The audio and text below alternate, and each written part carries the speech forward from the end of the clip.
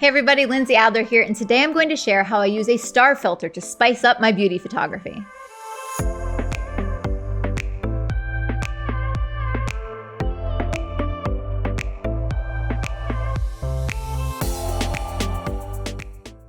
One of the reasons I really love beauty photography is because I find it incredible. It's fascinating how many different ways there are to interpret the face.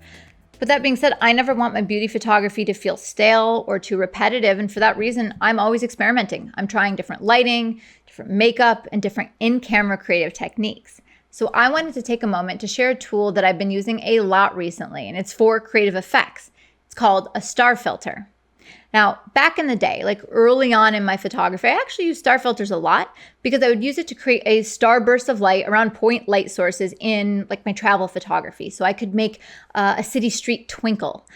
That was fun, but then I moved on to photographing people and I kind of forgot about that tool until, I don't know, maybe about a year and a half ago. So now I've been using star filters all the time and I use it to achieve in-camera creative techniques. And sometimes I'll use it for a nostalgic vintage feel and I use it throughout my beauty work and sometimes in fashion as well. So when you are looking to purchase a star filter, there are actually several things you need to keep in mind. Now, first of all, this filter, what it does, it screws in and attaches to the front of your lens. So you need to figure out when you buy it, what lens you plan to use. There's not really a right or wrong answer. Personally, I bought a 77mm because it was perfect for my 70-200 lens. And it was also big enough that I could hold it in front of my 180mm macro. So it'd be a little bit more versatile. And now, as you search for star filters, you'll also discover that there are a lot of different brands and a lot of different star effects. So you can choose some that are shaped like a star in the top of a Christmas tree, some with 4 points, some with 6, some with 16, North Star, Hollywood Star, cross screen, like all of these different things. And no one is better than the other. My recommendation is that when you're looking to buy one, look at the sample images that are on the website and it'll give you an idea of the shape of what the star looks like. So they're all fine. But today, the one that I'm going to be demoing is that I stuck with a super inexpensive one, the 4X cross screen star effect.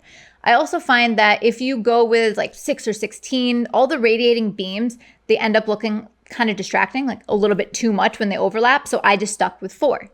Now, for beauty photography, in order to get this effect to show up, you need some sort of reflection on your subject. This could be a specular highlight from a piece of jewelry, it could be sunglasses, or it could be a reflection off of some makeup, for example, a piece of glitter. Now, the glitter is what I get excited about. I use it all the time. And here we've strategically placed star-shaped glitter on the eyes, the lips, the cheeks, all over the face.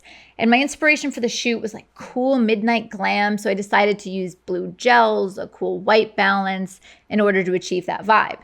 Now, when lighting for this technique, I usually choose a harder light source because it helps create reflections and specular highlights that I need. So to create reflections, I also have to consider not just the modifier, but the angles of the light. If I have the light a bit lower to the subject or maybe a fill light in the front, this helps to bounce a light back towards camera, which creates reflections. But the other option is to have the subject rotate the head around in order to catch the angles to get those perfect highlights. And thankfully, as you pose your subject, when you're looking through the camera, you can actually see the effect. So you can pause your subject whenever the effect looks its best. And that's what I've chosen to do here. For this particular shoot, I was utilizing the Canon R5 along with the 70-200 and 180mm macro lens. Now, one thing I want to mention, a little bit of word of warning, is sometimes a star filter makes your shot look a little bit soft. You're playing around with light, it's bouncing it around. I like it because it creates a dreamier look, but sometimes it gives you a look of a perception of less sharpness.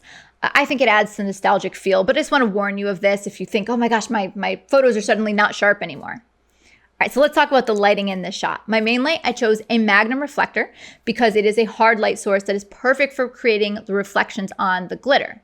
I placed this light a little bit to the right-hand side of the frame because I wanted a little more drama, a little bit more sculpting, and to create some shadows. So light number 2, left-hand side of the frame, I added a zoom reflector and I added a blue gel. And the idea is that this would fill in the shadows, give me some of that moonlight look, and it's a hard light, so more reflections. And lastly, I placed a bare bulb behind the subject pointed at the background with another blue gel.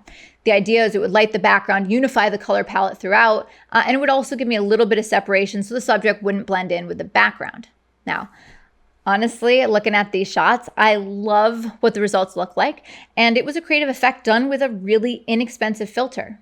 So if you want to see the gear that I use in this video to create these images, check out the links below and visit adorama.com.